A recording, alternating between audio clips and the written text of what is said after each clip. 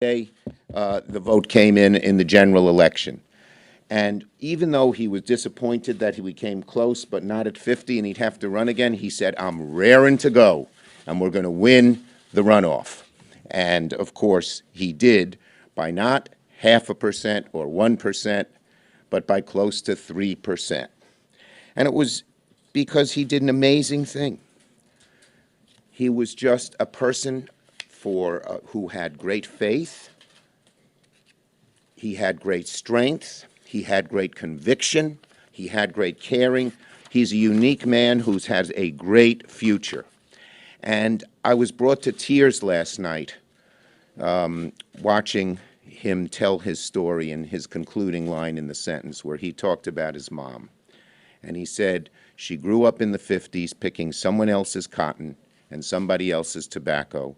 And last night, this is so touching. Every time I read it, I get choked up. Last night, she helped pick her son to be a United States Senator. Only in America. Only in America. You know, 4 years ago, I began recruiting candidates in Georgia.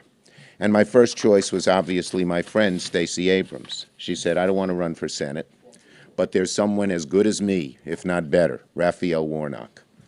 And it took me a while to even convince him to meet with me.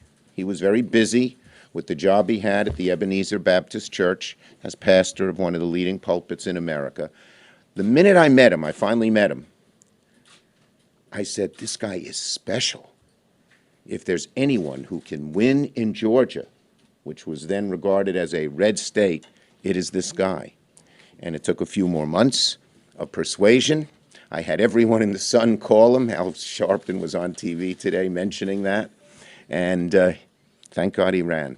And of course, the people of Georgia are better off. The Democratic Senate caucus is better off. And America is better off because he ran and won. And as I said, he's going to have a great, great future. So that's first and foremost, Raphael Warnock, an amazing man who has now had 4 victories in 2 years in what was regarded as a red state. And one more point I'd make, I give lots of credit to Stacey Abrams. She and her organizations helped take a state that was very red and made it purple. And it's a lesson for all of us. You don't just come into an election 3 months or 6 months before, but you build organizational strength day after day and year after year. Okay. Second, I'm going to talk about why did Democrats defy history in these midterms? As you know, we did. It's the first time since 1934 where every Democratic incumbent won with the party and with being the party in power. That hasn't happened since 1934, that every incumbent of the party in power won. Why'd that happen? Well, first, because we had great candidates, not just Raphael Warnock.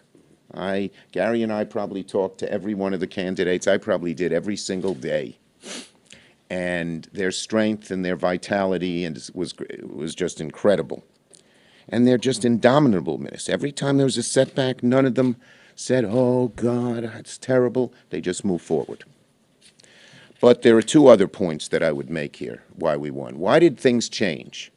Why, back in April, when everyone thought we would lose seats in the Senate, why did we win? And I think 2 things happened, and I'll take it in time order. First, in May and June, the public began to realize how far right these MAGA Republicans had gone. The Dobbs decision was the crystallization of that, of course, when people said, wow, these MAGA Republicans are serious about turning the clock all the way back. But then there were the 2 other Supreme Court decisions on concealed carry and on limiting what we could do to stop coal plants from poisoning the atmosphere. There were the January 6th hearings. I think they had an important effect because people didn't just read about something that happened once, but every night they saw on TV these hooligans, these insurrectionists being violent, beating up police officers. I was very touched meeting the Sitnicks yesterday. Mrs. Sitnick went to Madison High School. and we talked about that. And they saw all of that, and they said, wow. And then the third thing is they saw that the Republican leaders wouldn't even attack this craziness. And so about 10 to 15% of the electorate, Republicans who were not MAGA Republicans, who were not Trump Republicans, people who said, well, I'm a Reagan Republican, I'm a Bush Republican, but this Trump Republican isn't for me, and independents who leaned conservative and tended to vote Republican started saying, this Republican Party isn't for me. But in June still, they held doubts about the Democratic Party. Was the Democratic Party talking about things they didn't care about or didn't like? And could they get anything done? And the turning point really occurred that summer, this summer, where we passed 6 major bills, 5 bipartisan, all of which affected people's lives. They were the things people wanted us to talk about. Making the environment better, dealing with the high cost of prescription drugs, helping our veterans who were unduly hewn, dealing with gun safety, getting American jobs here, not in China, with new industries in the CHIPS legislation, expanding health care. And they said, whoa, this Democratic Party is the party that I like. And by September 1st, I thought we'd win the Senate. We'd keep the Senate. Because the combination of those two things was the powerful 1-2 punch that made us defy all the odds and provided the right nutrient agar so our great candidates, both incumbent and non-incumbent, could prevail. And don't take my word for it. This is what I read Lindsey Graham said this morning. He said, quote, Democrats have done a pretty good job of picking issues that motivate their base and have wider support among the public. We, the Republicans, need to be doing the same thing. I think a lot of people in the Republican Party don't see us doing it emphatically as the Democrats. It's one of the few times I'll quote Lindsey Graham with approval, but he said it. Okay. The practical effects of the 51-seat majority, it's big, it's significant, it gives us we can breathe a sigh of relief. Obviously, judges and nominees will be a lot easier to put on the bench. We are so proud of our record with judges. It's one of the most significant things, maybe the most even, things we've done. As you know, we put on the bench 2/3 are women, half are people of color. There are more black women on the federal bench now than there has ever, I think more today than all the others combined before we got into the majority. Biden became president, and we got into the majority. And they're people who they know what people's lives are like. They're not just corporate lawyers or prosecutors. They're public aid, immigration lawyers and consumer advocates and legal aid people, public defenders. So the bench is looking more like America. Now it's going to be easier. So are the nominees. It's been amazing how Republicans have been able to use the 50-50 Senate to procedurally hold up so many appointments. It's going to be a lot quicker, swifter, and easier. It's also going to mean that our committee chairs have more flexibility on legislation. The number of times chairs came to me and said, I'd like to move this bill forward, but in a 10-10 committee, I can't do it. It'll be tied. That's all going to change because we'll have the advantage on every committee. It's going to mean that our committees will have greater oversight ability, subpoena power. And people say, well, it's the Biden administration. Oh, no, no, no. Subpoena power can deal with corporate corruption and inequities and other problems throughout the country. And it gives us just a lift. The fact that we got the 51 votes gives us just a great feeling, enthusiasm, unity, encouragement in that way. And let me just add, in addition, our caucus has been deeply grateful for Vice President Harris's constant schedule juggling to preside over a 50-50 Senate. She did a great job. We're appreciative. It's part of her job. But I think she's done a lot of other good things, and now she's going to have a little more time to do those things because the need for her to be here will be less.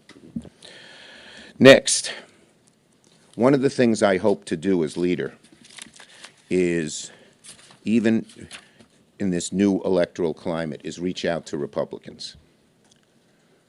There are a good number of Republicans in the Senate and the House who are not MAGA Republicans, who know that if the Republican Party follows the hard right and the extreme members in their caucuses, that they'll continue to lose ground as they've lost ground in 2020 and they lost ground in 2022 and in 2018 in the House.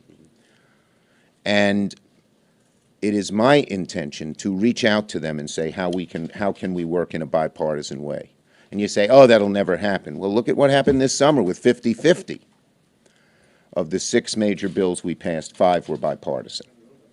And it wasn't that every Republican went along with us, but most did, or enough did. We are going to keep doing that. Turn left, Republicans. Or at least don't turn hard right. It would be a more appropriate, thing to do. But that's very, very, that's very, very important to us to get things done. We want to get things done. And if we can get some bipartisan things done, it will, of course, be better for the country. But it'll be better for the Republican Party, but we'll have a strong, healthy Republican Party that believes in democracy and is willing to get things done as well. And the final thing I talk about before I'm a little exuberant today, I hope you understand that. But the final thing that I would say is this. This election, both in November and now here on December the 6th, shows that Americans believe in democracy. During some of the darker times, people said, "Ooh, the democracy, I don't know if it has many days left." But both in micro, what happened in Georgia, despite the efforts of Republican legislature to make it harder to vote, our people voted. People voted. Georgians voted. They said, we're not going to let these barriers stand in our way, even if we have to wait online in the rain. But on a larger level, overall, the American people rejected so many of this MAGA extremism, both in knocking down and not voting for some of these extreme MAGA candidates. But as I said, many of the voters in the middle came over to us because they were worried what the Republican Party under MAGA control would do for democracy. The roots of democracy are deep. This 200-plus year noble experiment is not a fluke. It's hanging around for a long time, as long as we fight for it, and we'll continue to do that. Gary Peters did an amazing, amazing job as head of the DSCC in motivating and uniting our caucus, in choosing a great staff, and I want to give real credit to that staff. I know he will. But Christy Roberts, who's been with the I met her when we asked her to run Tester's campaign back in, I can't remember if it was 2006 or 2012. 12, I think. Shriak ran it in 2006. Is incredible. I was on the phone this morning with her, just thanking her, and the whole staff, which Gary ran and chose, and they were amazing. Our caucus just loved the way Gary did this job, and he deserves kudos, accolades, credit, and happiness for the great work he did. Gary Peters. Well, thank you, Chuck. It is indeed a great day and a very, very happy day. And I'll just start off, first off, with Raphael Warnock. What an amazing candidate, but more importantly, what an amazing individual that he is. And it was just so apparent through that campaign. And as we talked about candidate quality, which was absolutely critical for us to win all of these races, you couldn't get a clearer contrast between two candidates than what you saw in Georgia. And clearly, Raphael's character, his tenacity, and his ability in the short period of time he's been with us, Chuck, to do meaningful legislation to help people in Georgia, the port of Savannah, to local military bases, to insulin. He definitely deserved to win, and we're just so happy for him. Student loans. He has, and what hitting the ground that quick, now that he's coming back for 6 years, you can just imagine what he'll do for the next 6 years. Before I say a little bit about more about the campaigns, I just want to take a moment to thank Chuck Schumer. I've had an amazing opportunity to work with him on these campaigns. I first got to see Chuck Schumer when I was a candidate for the United States Senate. And I can tell you, as a candidate for the U.S. Senate in Michigan, a real battleground state, I heard from Chuck an awful lot during that campaign. He is very tenacious. He gets involved in the campaign. And as a DSCC chair, he is an amazing partner. He understands these races inside and out. He knows every media market. I mean, it's amazing how he gets involved, and everybody appreciates. Thank you, Chuck, for this victory. That's why he's exuberant for a lot of reasons, but it was a lot of work. One of the main reasons I'm exuberant is him. Well, thank you, Chuck. I appreciate it. And I want to thank the DSCC staff as well. Christy Roberts is an amazing person. I don't think I would have taken this job if she wasn't going to take it. She was really a person, a driving force, great political mind. But everybody on the staff, we're blessed with incredible people on the DSCC who have been working their hearts out. The building is empty now because they're all in Georgia. It'll take a while for them to come back, but we're just so pleased with their work, and they require accolades. I want to just step back briefly. Let's look at where we were 2 years ago. When I agreed to take this position and we talked about, Chuck and I talked about it, we knew this was going to be tough. I mean, this was historically a very tough term. You had the president, Democratic president in the White House. Historically, that doesn't look well for the party. We were just coming out of a pandemic. People were exhausted of the pandemic. The economy was in trouble. That is not a great time to be running. That's the bad news. But I was willing to take that on because I'm used to tough races too in Michigan. Michigan is a pretty tough state, and it really kind of represents the kind of the diversity of our country as well. And as you know, Democrats did extremely well in Michigan this year as well. But we knew we could win in a tough environment. But that was the bad news. It was a tough environment. The good news is it was clear the American people really don't like Republicans that much. I mean, that was clear in all of our research. They were saying they don't offer anything positive. They talk about the problems, but we all know the problems. You saw the ads during the campaign. Inflation's an issue. And the American public said, yeah, we know that. We go to the grocery store. We know it's an issue. Tell us what you're actually going to do about it. They never said what they would actually do about it.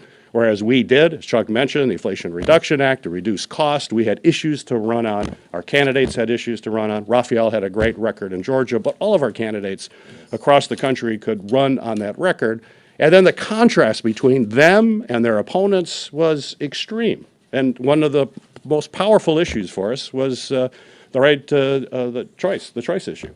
The abortion issue was clearly a motivating factor for our base in all of our states. It got people out. I mean, in Michigan alone, at the University of Michigan, students who were in line at 8 o'clock at night when the polls closed stayed in line. The last student at the University of Michigan to vote was after 2 a.m. They stood in line for 6 hours, predominantly because of the choice. We had an amendment, or we had a constitutional amendment on the ballot, and young women in particular, but everybody said, we are not going to let Republicans take our fundamental right away from us. We're going to stay here and vote. And we saw that all across the country. It made a difference. It allowed folks to see the clear difference. And then just one final note to turn it back over to the leader here.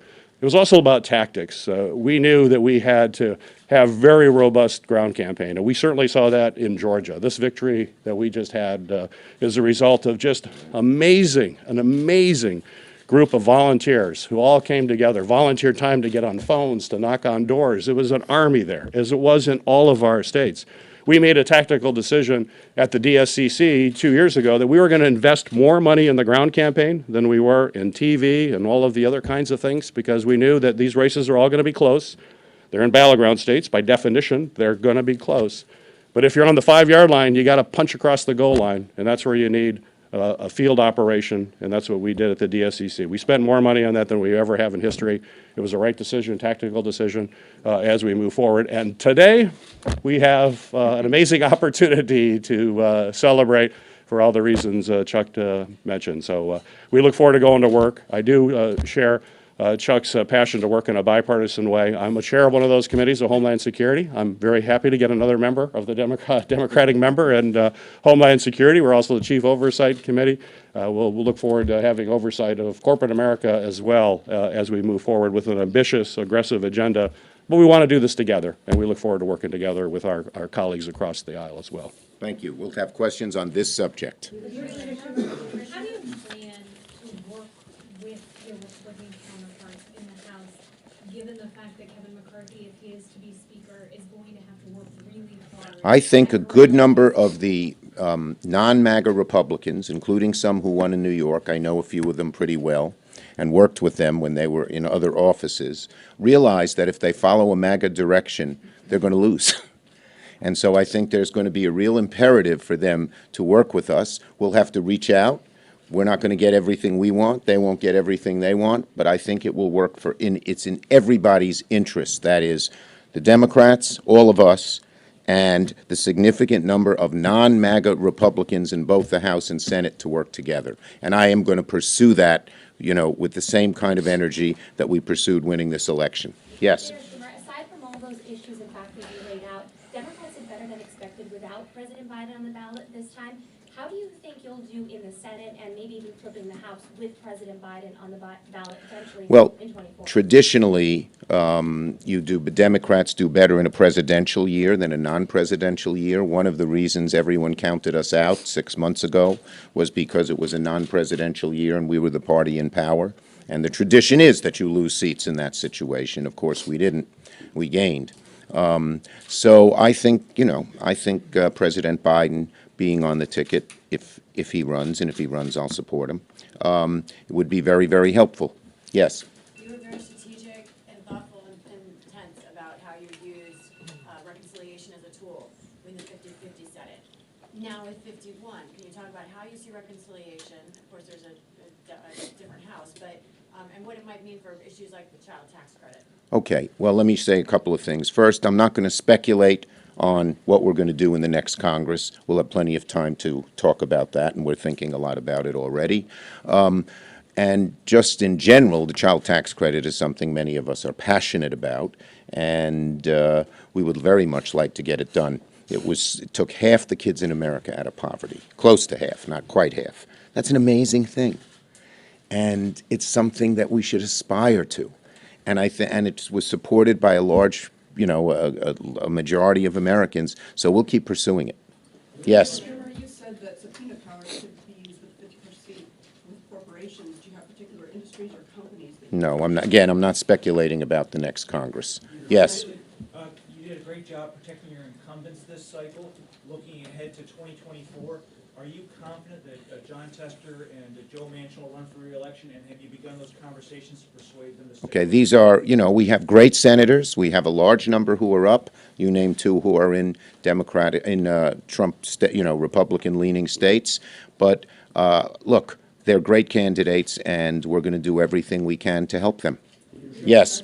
You talked about Vice President Harris having a little more time on her hand, not having to run for the Capitol all the time. Well, she has plenty to do, believe me. But does this also mean now that your phone won't be constantly calling Joe Manchin and back and forth here, and Kirsten Sinema, because you have that 51st vote? That changes the power dynamic. Joe Manchin and Kirsten Sinema are great members of our caucus. They're very valuable. They don't always agree with us on certain issues, but they are tremendous contributors to our caucus, and we'll continue to work with them. But how does this change? Nope. Next. Now that you do have subpoena power, more control over committees, do you anticipate taking the mantle of any of the investigations happening in the House now that House Democrats? Not speculating about the next Congress. We got to sit down. We got to talk to our members. We got to figure out the directions we want to go in. Yes.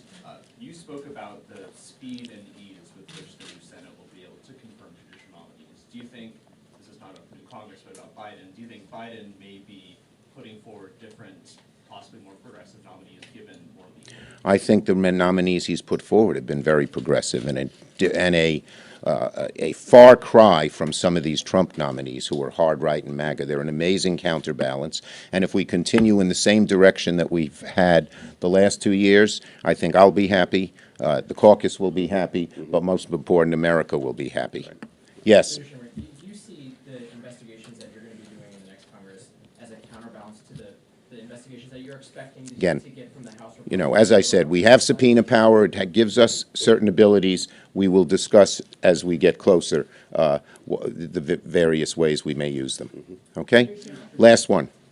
Your comments about what's going to happen in the next Congress notwithstanding, are there some areas where you think you can peel away those non-MAGA Republicans to support? I think there are going to be a whole lot of areas where the non-MAGA Republicans are going to want to work with us for the good of the country, but for their own survival. It will just not work. It will just not work if they pursue a MAGA line. And I think, having talked to a few of them, and not just the new candidates, in the Senate as well. Again, let me reiterate, of the 6 major bills we passed, 5 were this summer, June, July, and early August, 5 were bipartisan.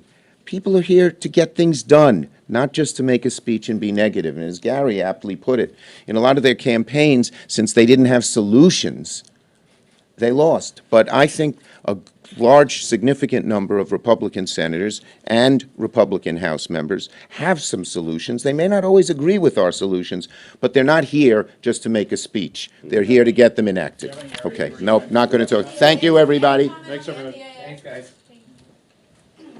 This topic only. I know. Tried to sneak in Come on. and it was like an appendix. Now that this is officially over. Now this is over.